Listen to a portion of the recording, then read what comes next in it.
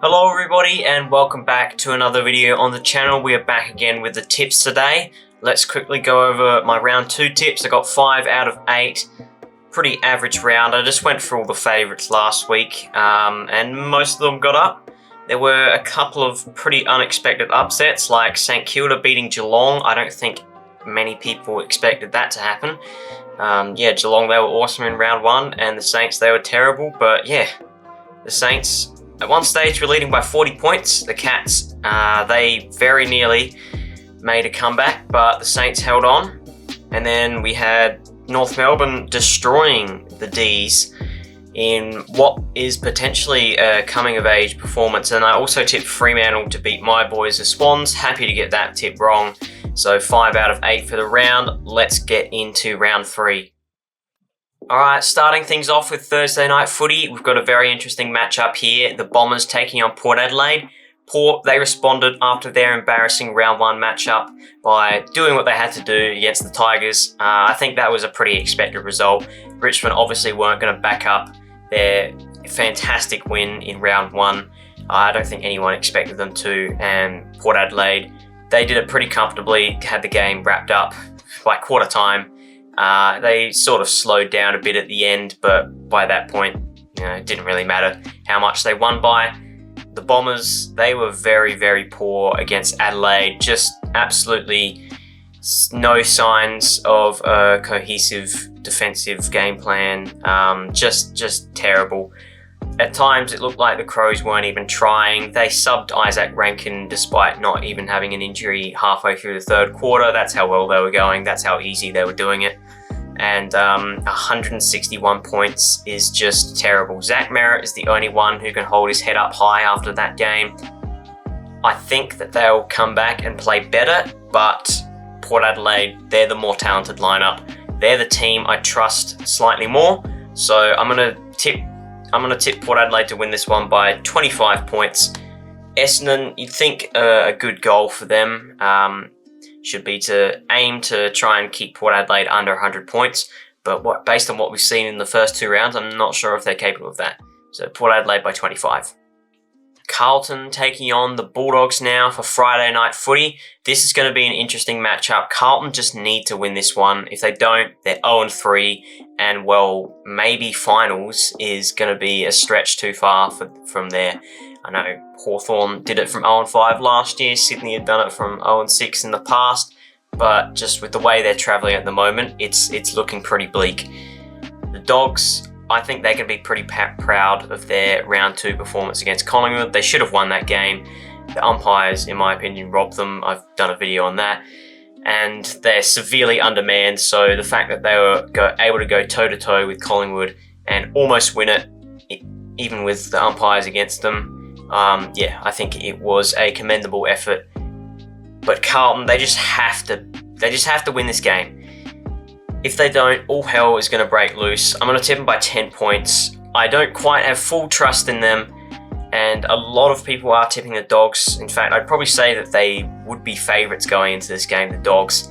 But I just feel that Carlton have to respond. They have no other choice. Melbourne taking on the Suns for the first of the Saturday game, and Melbourne are probably in a pretty similar position to what Carlton are. 0-2. The pressure from the media is on. Simon Goodwin, the media are all over him after that little slip-up, if you can call it that. I think it got blown a little bit out of proportion, what he said in the press conference about Max Gawn. He didn't even reveal anything, really. I think the media went a bit overboard with that. Can they beat the Suns? It's a 1-game sample size, but the Suns look pretty good. And it was against the Eagles, who, at times they can be witches' hats. They were much better against Brisbane in round 2, but yeah. I'm going to tip Melbourne in this one. A bit of an upset, I would have thought. I still think they have a lot of talent on that list, and if they utilise that talent correctly, then they can still be a pretty good team. They do have an outdated game plan. This is a tough one. I'm gonna sort of go with the same logic as they use for tipping Carlton. They just have to respond. They just have to. So I think it should be an entertaining game. I'll go Melbourne by 7 points. They just have to respond. St Kilda versus Richmond. Well, the Saints, they played themselves into some pretty good form last week against the Cats. They turned it around after a pretty dismal round 1 effort against the Crows, but maybe that's just how good the Crows are this year. Who knows? The Tigers, well, of course, they were never going to back what they did in round 1. I think everyone expected that result against Port Adelaide, and I think St Kilda should beat them pretty comfortably. I wouldn't be surprised if the Tigers put up a good fight, though. I don't think this will be like a complete obliteration, but I think it should be a comfortable win for the Saints. I'll go St Kilda by 40. Brisbane versus Geelong, the rescheduled match that was supposed to be played in opening round. Brisbane, they've won 2 games, but they haven't looked spectacular. And to be fair, they didn't look spectacular at the start of last year. They were, 2-5 at some stage earlier in the year, I reckon. Correct me if I'm wrong. But yeah, they've looked a little bit shaky. Obviously conceded the first 5 goals against the Eagles, who aren't going to be a great team this year. I think it's fair to say.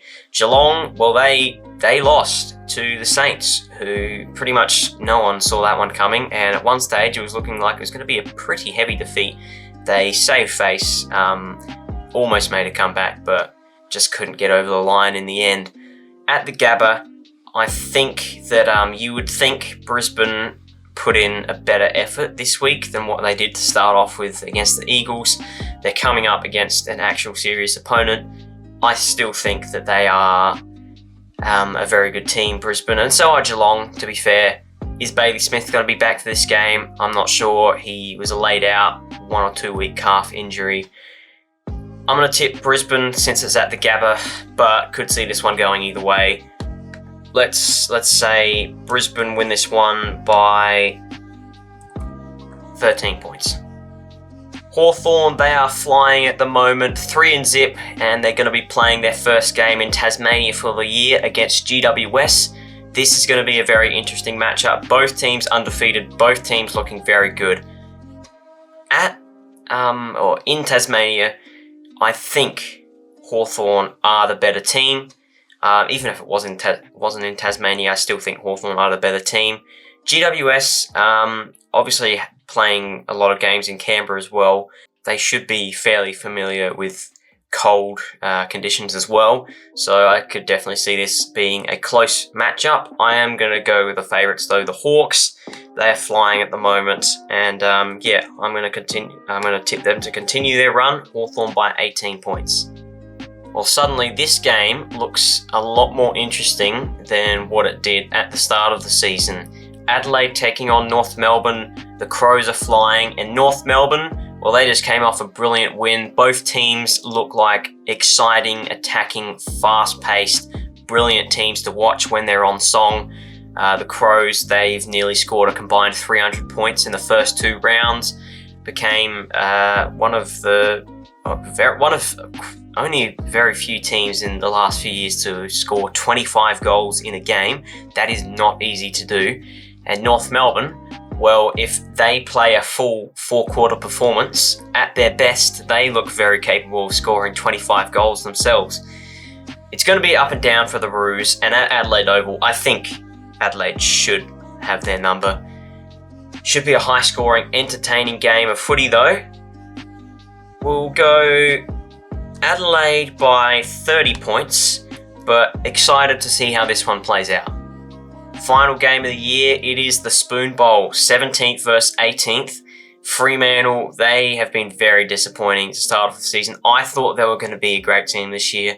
Still have time to be, but they're not looking like it at all at the moment. Just playing boring, stagnant, vanilla footy. And the way they lost that game against the Swans, I mean, Joel Amartey's game winner, that was such a slow entry inside forward 50, such a slow, predictable entry, and somehow we managed to find a one-on-one, and Amartey just shoved Brendan Cox out of the way like he was nothing. That's a disappointing way to lose that game, and hope you would think for their sake, you would hope for their sake that they get fired up for a Western Derby. But the Eagles, well, they went all right last week despite losing that game. I think they could be up and about. This should be an interesting game, and I would not put it past West Coast to win this game. In fact, I've just made a last-minute decision. I'm going for a miracle upset here. I reckon the Eagles can get it done. Yeah, I'm not... I honestly think what we've seen from Fremantle so far, they're not going to beat a lot of teams if they continue the way they're playing. And I think that with confidence up a little bit after a good performance from the Eagles, I think they can do what they did last year and cause a massive boil over here. So I'm actually going to tip them. The Eagles. I'm going to go Eagles by 24 points. That wraps up the round. So that would leave Essendon and Fremantle on bottom of the ladder. West Coast move up a bit. Hawthorn still on top. Adelaide and Brisbane, the two other undefeated teams. There are quite a few teams still with their early buys to play, and Essendon and Gold Coast are going to be one game behind everyone else for the entire rest of the season until they play in round 24. So not really sure how much you can take out of the ladder at this point. Collingwood in the top 4 despite not playing this round. Yeah, there's a few funky ladder positions there. But that'll be the end of this video. I hope you guys did enjoy. Comment down some of your tips for the upcoming round. Leave a like and subscribe to the channel if you did enjoy. And I'll see you all in the next one. Bye.